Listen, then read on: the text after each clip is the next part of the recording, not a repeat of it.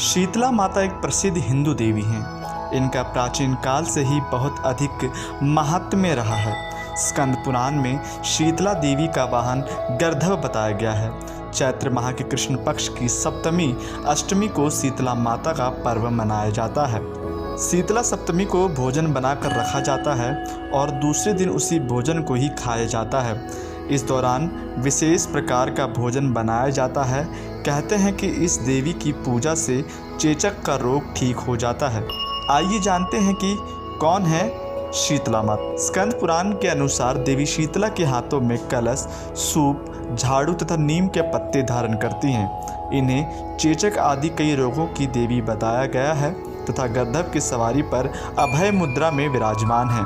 शीतला माता के संग ज्वरासुर, ज्वर का दैत्य, हैजे की देवी, 64 रोग, घेंटू कर्ण त्वचा रोग के देवता एवं रक्तवती देवी विराजमान होती हैं। इनके कलश में दाल के दानों के रूप में विषाणु या शीतल स्वास्थ्यवर्धक एवं रोगाणुनाशक जल होता है। स्कंद पुराण में इनकी अर्चना का स्रोत शीतलाष्टक के रूप में प्राप्त होता है। ऐसा माना जाता है कि यह शक्ति अवतार है और भगवान शिव की यह जीवन संगिनी है। पौराणिक कथा के अनुसार माता शीतला की उत्पत्ति भगवान ब्रह्मा से हुई थी। देवलोक से धरती पर माता शीतला अपने साथ भगवान शिव के पसीने से बने ज्वरासुर को अपना साथी मान कर लाई थी। तब उनके हाथों में दाल के दाने भी थे। उस समय के राजा विराट ने माता शीतला को अपने राज्य में रहने के लिए स्थान नहीं दिया तो माता क्रोधित हो गई। उस क्रोध की ज्वाला से राजा की प्रजा को लाल लाल दाने निकल आए और लोग गर्मी के मारे मरने लगे। तब राजा विराट ने माता के क्रोध को शांत करने के लिए ठंडा दूध और कच्ची लस्सी उन पर चढ़ाई। तभी हर साल शीतला अष्टमी पर लोग मां का आशीर्वाद पाने के लिए ठंडा भोजन माता को चढ़ाने लगे।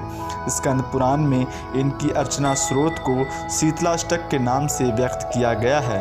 मान्यता है कि शीतलाष्टक स्रोत की रचना स्वयं भगवान शिव जी ने लोक कल्याण हेतु की थी।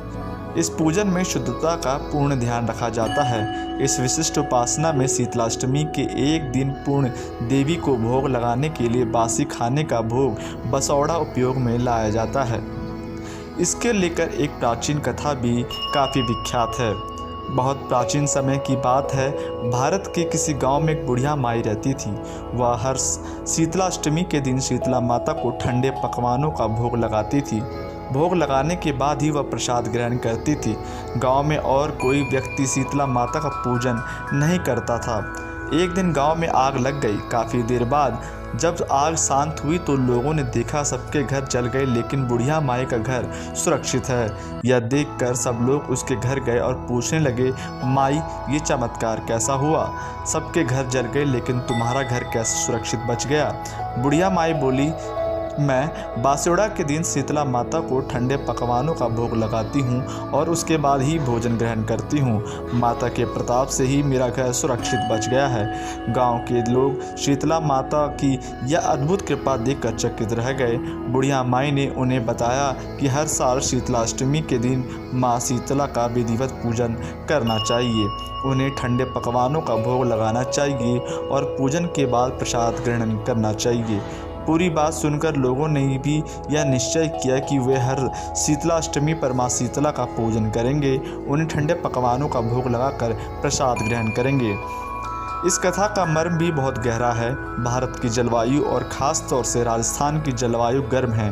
गर्मी कई रोग पैदा करती है। शीतला माई शीतलता की देवी है। कथा का यह संदेश है कि शीतला माई का पूजन करने से तन, मन और जीवन में शीतलता आती है। मनुष्य गर्मी, द्वेष, विकार और तनावों से दूर रहता है। माता के हाथ में झाड़ू भी है जो स्वच्छता और सफाई का संदेश देती है। गर्म मौसम के अनुसार स्वयं की दिनचर्या व खान पान में बदलाव करने से ही जीवन स्वस्थ रह सकता है। इस प्रकार शीतला माई ठंडे पकवानों के जरिए सद्बुद्धि, स्वास्थ्य, सजगता, स्वच्छता और पर्यावरण का संदेश देने वाली देवी भी है। हमारे चैनल को आप सब्सक्राइब जरूर करें और शेयर करना ना भूलें। जय माँ भवानी।